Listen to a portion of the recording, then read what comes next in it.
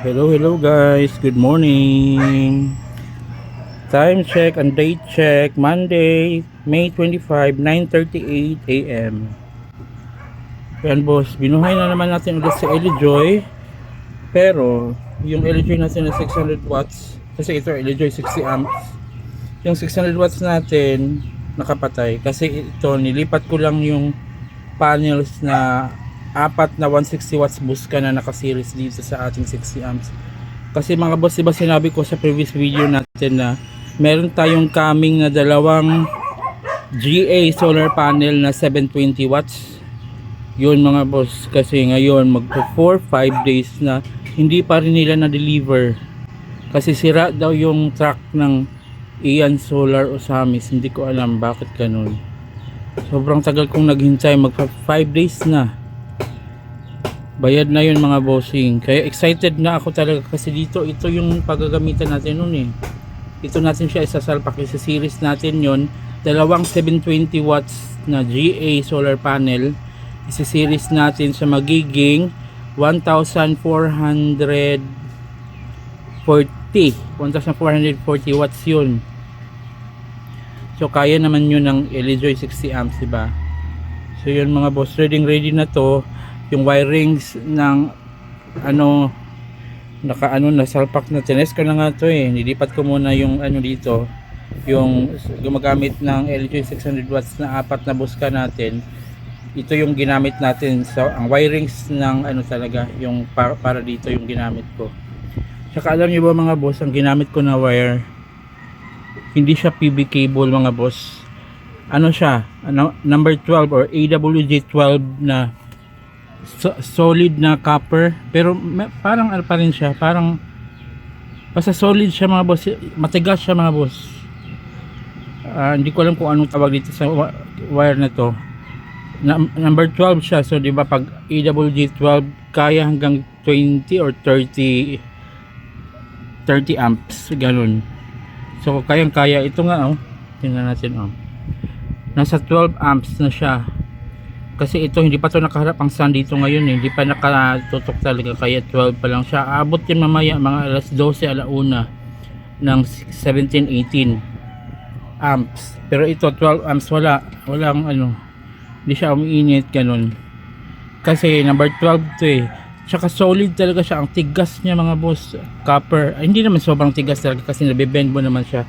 Kaya nito natin dito, tapos parang binend natin dito. Pero yan, pag nabend mo na siya, hindi siya kusang gaya ng mga PB cable na gano'n na hindi nabibend ng ganyan. Solid siya mga bossing.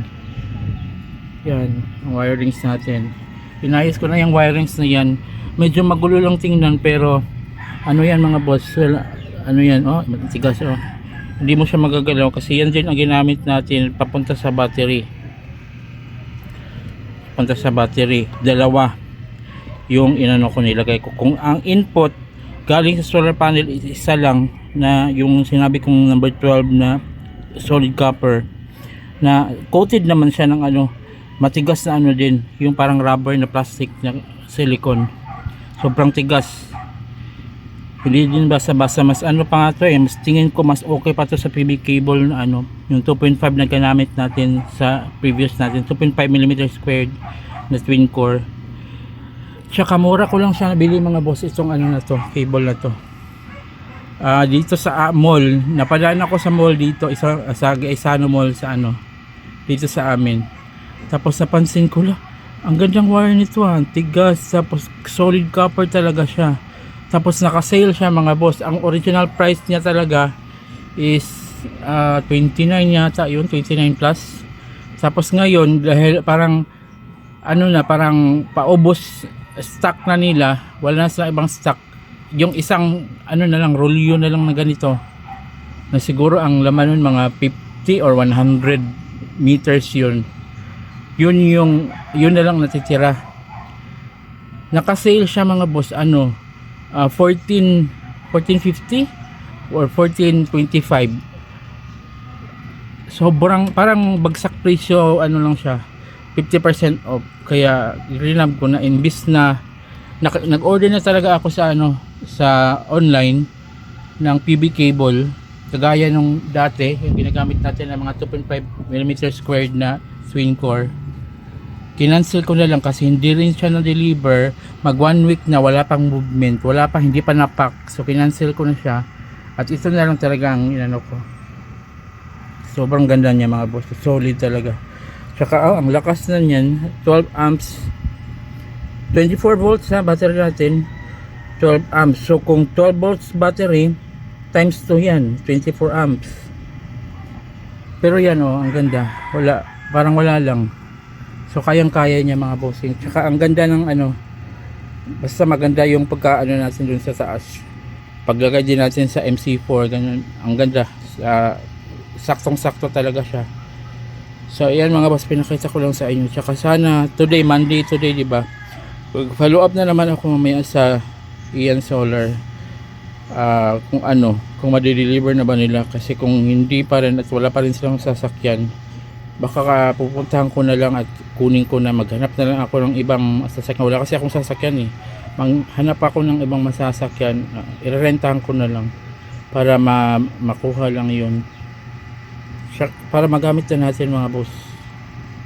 Yan, para ito gagana na tong LG 60 amps natin, na yun ang gamit na naka-series, dalawang 720 watts na JA solar panel. Sobrang ganda, ang laki. Tingnan nyo sa mga previous post ko, yung picture na post ko yata, ang ganda, ang laki, sobrang laki. Saka sobrang efficient nun, bagong model ng GA solar.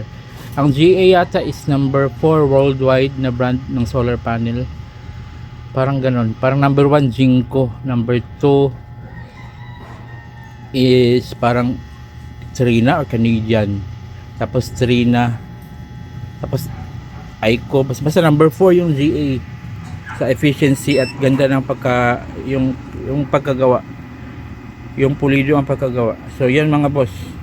Tapos ang arangkada din ng ating 160 watts, isang piraso Hantec 160 watts nakasalpak dito sa ating Enjoy 200 watts step up, kasi 24 volts nga yung battery natin, diba? So isang piraso lang siya. So pag step down yan, hindi pwede sanang i-charge yung 24 volts kasi isang piraso lang siya. But since step up tong ating Enjoy na to, step up, so kaya niyang i-charge ang 24 volts at 48 volts battery gamit ang isang solar panel lang.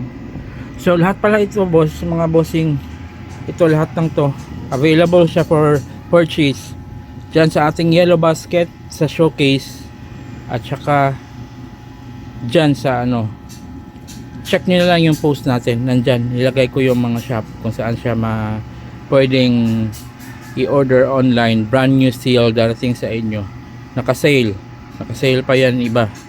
Check nyo lang kasi pawala-wala yung sale nun pag matimingan bibili na kayo, pag check nyo at naka-sale, check out yun agad. Mura lang yan mga bossing at solid talaga yan. Ayan, sobrang ganda. So sana next video natin, yun na yung mabidyohan natin, yung bago nating panel, kasi excited na talaga ako. Bantakin nyo, 4-5 days na ako naghihintay, bayad na yun, wala pa rin. Parang kailan ko ba ma-experience yun. Sobrang laki ng panel na yun, 720 watts, dalawa pa. So excited na sa Elojoy dyan, kasi siya ang magiging MPPT SSC nun. Aabot sa kwenta ko, aabot siya ng mga 50 amps or more than 50, 60, kasi 440 watts yun total, diba? So yan mga boss, hanggang sa muli, antabayanan nyo next video natin. Sana yun na yung magiging topic natin, at yun na yung i-feature natin sa video natin, yung ating 720 watts GA solar panel. So hanggang sa muli, God bless everyone, ingat palagi. Thank you sa panonood mga boss. Paki-like and share na rin ang ating video, at saka paki-subscribe at follow ng ating, alam nyo na yan. Tapos check nyo dyan, lagay ko yung mga legit na store talaga kung saan to pwedeng mabili ang ating mga items na to na ginamit, pati yung battery natin. So God bless everyone, ingat palagi.